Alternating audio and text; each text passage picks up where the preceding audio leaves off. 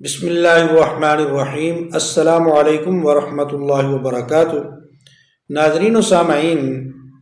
حکومت پنجاب سے 25,000 لینے والے امام کے پیچھے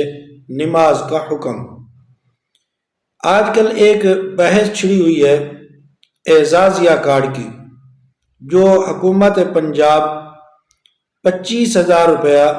امام مسجد کو دے رہی ہے، اس کے عشایہ کی مد میں، یا یوں سمجھ لیں کہ اس کو تنخواہ کی مد میں۔ تو بہت سارے لوگوں کے اندر ایک بحث چھڑی ہوئی ہے کہ کیا یہ 25,000 روپے امام صاحب کو لینے چاہیے یا نہیں لینے چاہیے۔ کوئی کہتا ہے کہ یہ مولوی صاحب کو خریدنے کی بات ہو رہی ہے، اور کوئی کہہ رہا ہے کہ یہ حکومت اپنا ووٹ بینک بڑھا رہی ہے۔ کوئی کہتا ہے کہ مولوی صاحب کی زبان کو یہ بند کرنے کی بات ہو رہی ہے،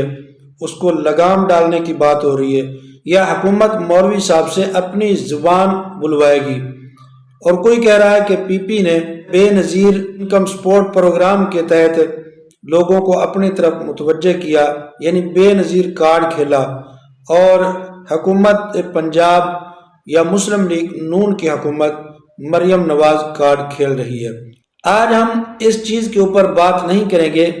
کہ کیا امام صاحب کو یہ اعزازیہ کارڈ لینا چاہیے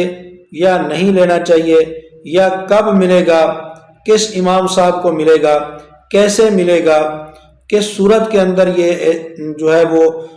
تنخواہ دی جائے گی، یا یہ عشایہ اس کو دیا جائے گا۔ یہ ایک الگ بحث ہے جس کے اوپر ہم نے کافی ساری ویڈیو بھی بنائی ہیں، لیکن آج ہم جس موضوع کے اوپر بات کریں گے وہ بالکل الگ موضوع ہے۔ وہ یہ ہے کہ کیا جو امام صاحب یہ حکومت پنجاب سے یہ 25,000 روپیہ لے گا،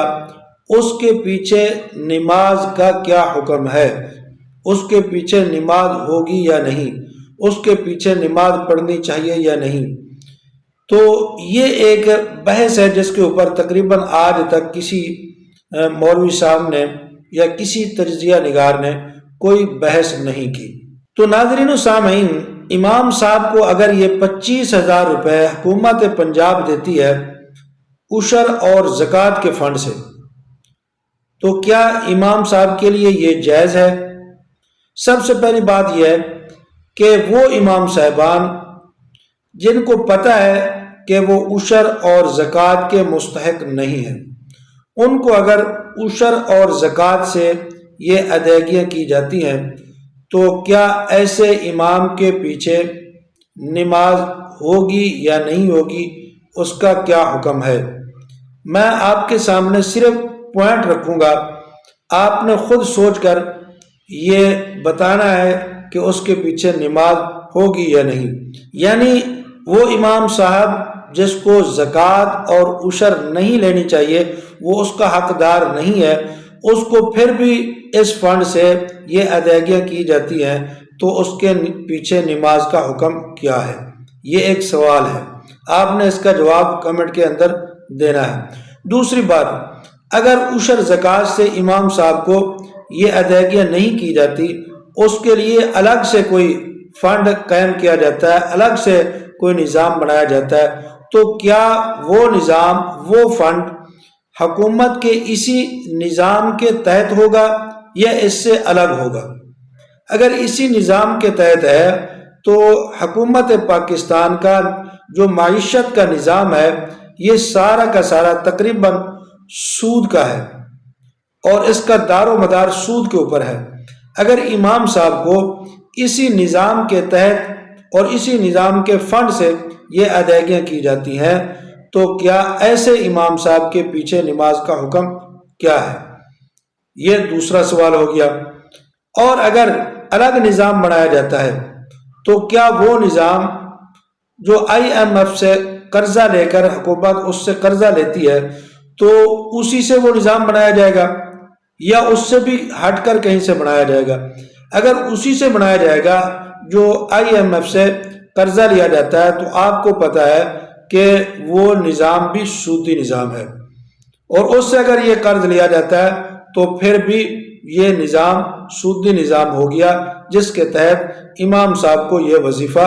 جاری کیا جائے گا۔ تو ایسے امام صاحب کے پیچھے نماز کا کیا حکم ہے، یہ بھی آپ نہیں بتانا ہے۔ اب سودی نظام کے بارے میں کون نہیں جانتا، تھوڑا سا میں آپ کے سامنے اس کو کھول دیتا ہوں کہ حضور علیہ الصلوۃ والسلام نے فرمایا کہ ایک بندہ اگر کپڑا خریدتا ہے، اس کا 10واں حصہ، اس کے 9 حصے جو ہیں اس کے خون پسینے کی کمائی کے ہیں، یعنی یوں سمجھ لیں 9 درہم جو ہیں اس کے خون پسینے کی کمائی کے ہیں، حلال کے ہیں، اور 10واں حصہ 10واں درہم اس کے اندر اگر وہ مل گیا سود والا، تو اس نے تمام اس 10 کے 10 درہم کو ناپاک کر دیا۔ یعنی تھوڑا سا حصہ بھی اگر سود کا مل گیا تو سارے کو اس نے ناپاک کر دیا۔ اور سود جو ہے یہ ایسا برا عمل ہے، گویا ڈائریکٹ اللہ اور اللہ کے رسول کے سامنے جنگ کا اعلان کرنا ہے۔ وَأَحَلَّ اللَّهُ الْبَيْعَ وَحَرَّمَ الرِّبَا، اللہ تعالیٰ نے سود کو حرام قرار دیا ہے اور بیع کو حلال قرار دیا ہے۔ تو اگر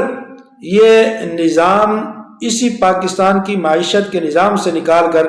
اس کو دیا جاتا ہے تو اس کے بارے میں آپ نے رائے دینی ہے کہ پھر یہ کیسا رہے گا۔ اسی طرح ایک حدیث بھی میں آپ کے سامنے رکھ دیتا ہوں، مشکوٰۃ شریف میں، مسلم شریف کے حوالہ سے ایک حدیث ہے جس میں ایک بندے کو نبی اکرم صلی اللہ تعالی علیہ وسلم نے دیکھا، وہ پراپگندہ ہے اور